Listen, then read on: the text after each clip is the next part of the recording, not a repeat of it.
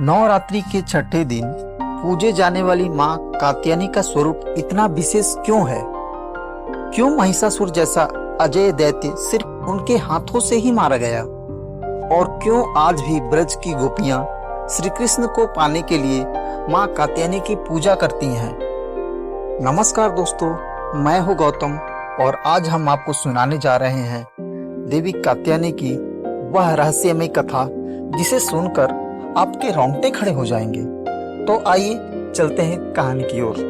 बहुत समय पहले जब धरती पर धर्म की नींव हिलने लगी थी, असुरों का आतंक इस कदर फैल चुका था कि ऋषि मुनि अपने यज्ञ अनुष्ठान भी नहीं कर पा रहे थे। उन असुरों में सबसे भयानक था महिषासुर। उसके पास वरदान था, कोई भी पुरुष उसका वध नहीं कर सकता। यही कारण था कि वह देवताओं तक को रौंदने लगा। इधर स्वर्गलोक की स्थिति गंभीर थी। देवता पराजित होकर ब्रह्मा, विष्णु और महादेव के शरण में पहुंचे। तीनों देवता एकत्र हुए और उनके क्रोध और तेज से प्रकट हुई एक दिव्य शक्ति, ज्योतिर्मयी सिंह पर सवार माँ दुर्गा की कात्यायनी स्वरूप। लेकिन यहाँ एक रहस्य था। यह शक्ति साधारण रूप से धरती पर नहीं उतरी, बल्कि उन्हें जन्म लेना था एक विशेष स्थान पर। कथा यहीं से गहराती है। बहुत पुरानी बात है। कत नामक के महान ऋषि हुए।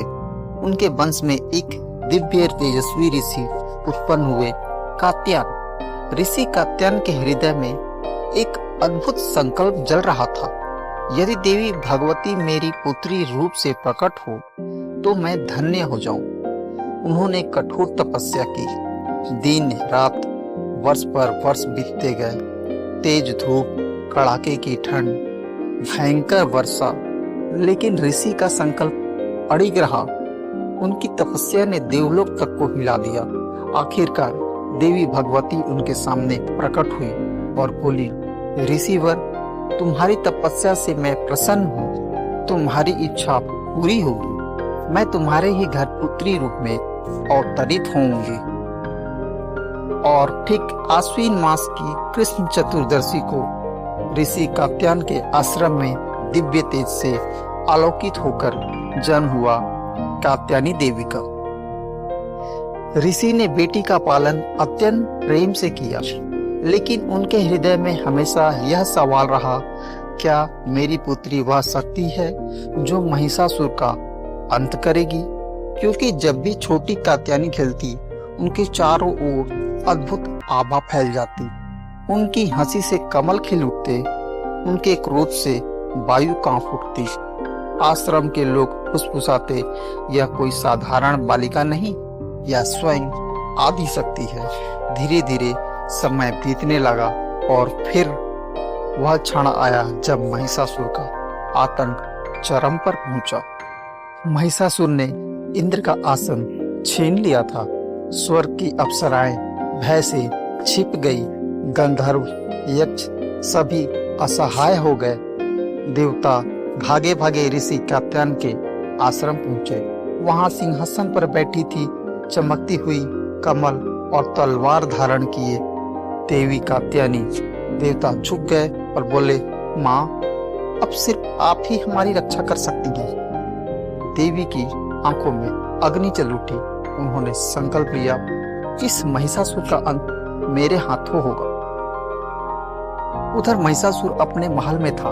वह कभी भैंस का रूप धरता, कभी दैत्य का। उसकी भक्ति असीम थी।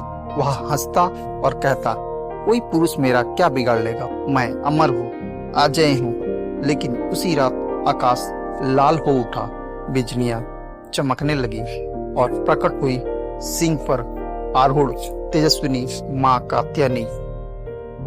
देवी का गर्जन सुनकर महिषासुर कांप उठा, लेकिन उसका अभिमान अभी भी बाकी था। उसने विशाल भैंसे का रूप लिया और सिंह पर झपटा। आकाश गूंज उठा, धरती हिलने लगी। देवता आकाश से देख रहे थे। महिषासुर कभी हाथी बनता, कभी शेर, कभी दानव, लेकिन देवी हर बार उसे पछाड़ देती। उनकी तलवार से ज्वाला निकलती कमल से अमृत धारा बरसती। महिषासुर बार बार गिरता लेकिन बार बार उठ खड़ा होता। युद्ध 9 रात तक चला। आखिरकार 10वीं की सुबह देवी ने सिंह की दहाड़ के साथ महिषासुर को भूमि पर पटक दिया। उन्होंने कहा, तेरा अंत अब निश्चित है, और फिर अपनी तलवार से एक ही बार में महिषासुर का वध कर दिया। देवताओं ने आकाश से पुष्प वृष्टि की और उसी क्षण से मां कात्यायनी महिषासुर मर्दिनी का नाम से प्रसिद्ध हुई। लेकिन कथा यही समाप्त नहीं होती। एक और रहस्य छुपा है। जिन्होंने श्री कृष्ण को पाने के लिए यमुना के किनारे तपस्या की थी, उन्होंने किसकी आराधना की थी? हाँ, वही मां कात्यायनी की। गोपियां प्रतिदिन गोधूल बेला में मां की मूर्ति के सामने बैठती और प्रार्थना करती, हे मां, हमें कृष्ण पति रूप में प्राप्त हो। कहते हैं कात्यायनी देवी की कृपा से ही गोपियों का यह अद्भुत प्रेम संभव हुआ। इसलिए आज भी ब्रजमंडल में कात्यायनी अधिष्ठात्री देवी मानी जाती हैं। पुराणों में उल्लेख मिलता है, कात्यायनी देवी परमेश्वर के सांसारिक क्रोध से उत्पन्न हुई।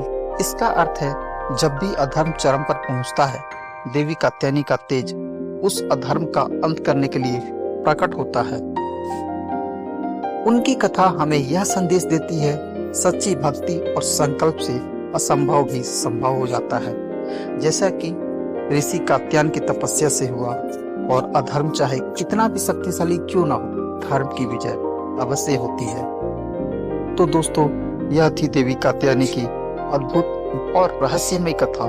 नवरात्रि के छठे दिन जब आप मां कात्यायनी की पूजा करें, तो यह याद रखें कि मां सिर्फ महिषासुर का ही वध करने नहीं आई थी, वह आज भी हर भक्त के दुख, भय और अधर्म का अंत करती हैं। जो सच्चे मन से शरण लेता है, मां उनकी रक्षा अवश्य करती हैं। भक्ति, निष्ठा और संकल्प के बल पर असंभव भी संभव हो जाता है। अधर्म चाहे कितना भी प्रबल क्यों न हो, अंत में धर्म की ही विजय होती है। तो यह थी पूरी कहानी।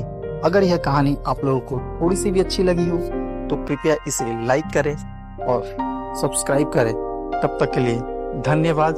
जय माता दी। फिर मिलते हैं एक नई पोस्ट के साथ।